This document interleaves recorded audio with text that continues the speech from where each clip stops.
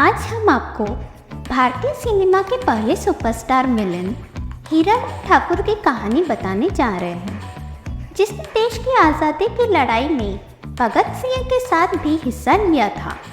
हीरालाल ठाकुर को film makers अपना lucky charm मानते थे।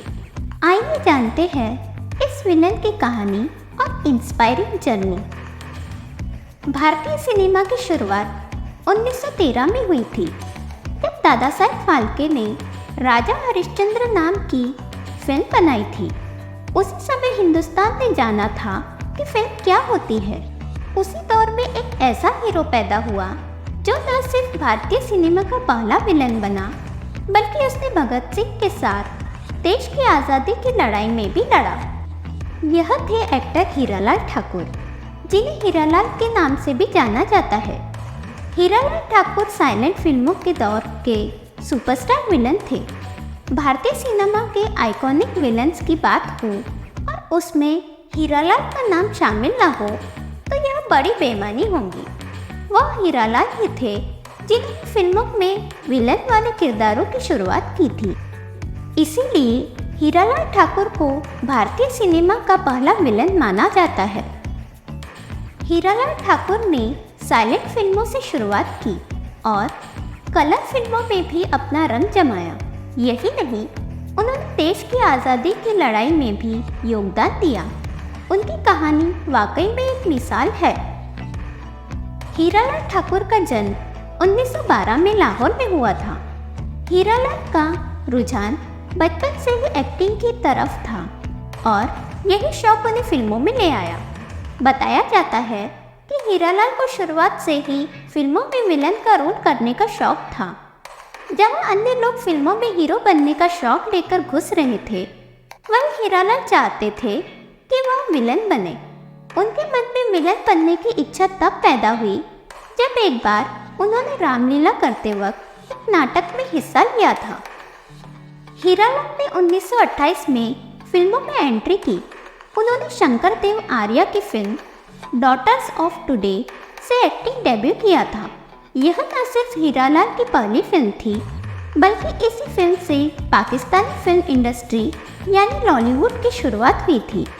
इस फिल्म में शंकर देव आर्या को AR करदार ने असिस्ट किया था, जो बाद में एक मशहूर डायरेक्टर बने। जब उन्होंने 1930 में सफदरजंग के नाम से फिल्म बनाई तो उसमें हीरालाल ठाकुर को कास्ट किया। फिल्म सुपरहिट रही थी और इसने हीरालाल को उस दौर के टॉप एक्टर्स में ला खड़ा किया। साल 1928 से 1948 तक हीरालाल ठाकुर ने 20 फिल्मों में काम किया था। इन फिल्मों में हीरालाल ठाकुर को विलन और नेगेटिव किरदारों में काफ़ी पसंद किया गया। ऐसी भी स्थिति थी कि फिल्म मेकर्स हीरालाल को अपना लकी चार्म मानने लगे थे और उन्हें अपनी हर फिल्म में लेने को उत्सुक रहते। हीरालाल ठाकुर का अलग ही जलवा था। उनकी ज़्यादातर फिल्में धमाल मचाती थी। हीरालाल ठाकुर ने फिल्मों में काम करने के दौरान ही 1945 में दर्पण रानी से शादी कर ली और फिर बंटवारे के बाद कोलकाता होते हुए बॉम्बे आ गए।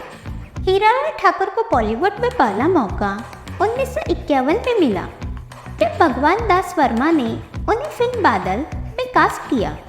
इस फिल्म में हीरालाल ठाकुर की अपोजिट मधुबाला थी। इसके बाद हीरालाल ठाकुर ने कई हिंदी फिल्में की जो सुपरहिट रही। इनमें औरत, यहूदी की लड़की, गुमनाम, अमर प्रेम, कालिया और हम सब चोर हैं जैसी कई फिल्में शामिल है। 5 दशक से भी लंबे करियर में हीरालाल ठाकुर ने 150 से ज़्यादा फिल्मों में काम किया था। फिल्मों में आने से पहले हीरालाल ठाकुर ने देश की आज़ादी की लड़ाई में भी हिस्सा लिया था। वह भगत सिंह के साथ स्वतंत्रता की लड़ाई का अहम हिस्सा रहे। बताया जाता है कि हीरालाल ठाकुर मात्र 14 साल की उम्र में ही इंडियन नेशनल कांग्रेस के एक्टिविस्ट बन गए थे। बाद में वह लाला लाजपत राय और भगत सिंह के साथ जुड़े। साल 1981 में हीरालाल का निधन हो गया। हीरालाल के 6 बच्चे थे, जिनमें से एक एक्टर भी यह थे इंदर कुमार, जो फिल्म नदिया के पार में नजर आए थे। इंदर कुमार एक फैशन डिज़ाइनर भी थे, लेकिन 35 साल की उम्र में एक प्लेन दुर्घटना में उनकी मौत हो गई।